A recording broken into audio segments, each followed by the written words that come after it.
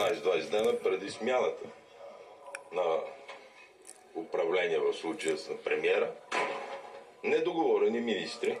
А тези министри са мисли на България, трябва да си вършат работа за държавата и за българските граждани, да работят за хората, не да ходят по мероприятия като партийни активисти. Това, което виждаме, така един доста сериозен опит да се осуети възможността за директни контакти между мен и хората, с които работя, и Съединените щати, което разбира се няма как да стане. Мисля, че някой се опитва да вземе позиции, които му се полагат. За новините на Нова, Мариана Турманова.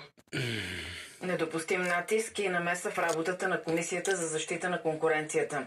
Така регулаторът определи думите на Кирил Петков, който призова настоящия състав на независимия по закон регулатор да не взема решение за придобиването на Булсатком от United Group. Изявлението на съпредседателя на ПП идва седмица след станалата публично достояние среща между Кирил Петков и Спас Русев, който стои зад Булсатком. Темата предизвика и вълна от реакции около въпроса дали това е политически натиск над комисията и има ли връзка между изказването на Петков и срещата му с бизнесмена. На извънреден брифинг съпредседателят на Продължаваме промяната призова Комисията за защита на конкуренцията да не взема решение за придобиването на Булсатком от United Group. Това е вярно. КЗК ще одобри сделката между United Group и Булсатком. Това много ни притесни. Защото сега чакахте толкова дълго време КЗК и не са сменени на тях ръководството.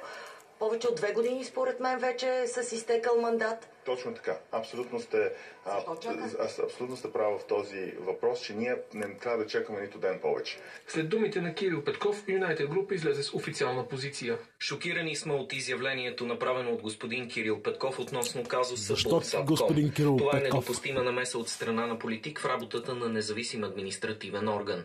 Производствата на Комисията за защита на конкуренцията са поверителни. Това поведение нарушава българското законодателство и законодателството на Европейския съюз.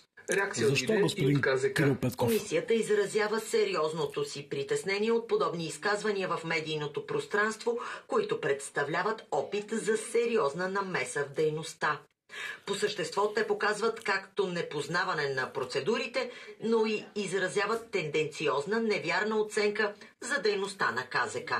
Темата предизвика реакции и в кулоарите на Народното събрание. Допустима ли е намесата на политик в работата на независим по закон регулатор? Аз като лидер на политическа партия няма да коментирам решение на независим регулатор. Всеки политически лидер може сам да взима решение, заедно с неговата партия, какво да коментира и какво не. Аз смятам, че е недопустимо да се бъркаме в регулатори европейски. Реално политиците нямаме работа там. Всички ние знаем, че така наречените независими регулатори се регулират от управляващите. Кирил Петков в хотела с Спасов, когато видяхме, има ли връзка между неговата позиция вчера и тази среща?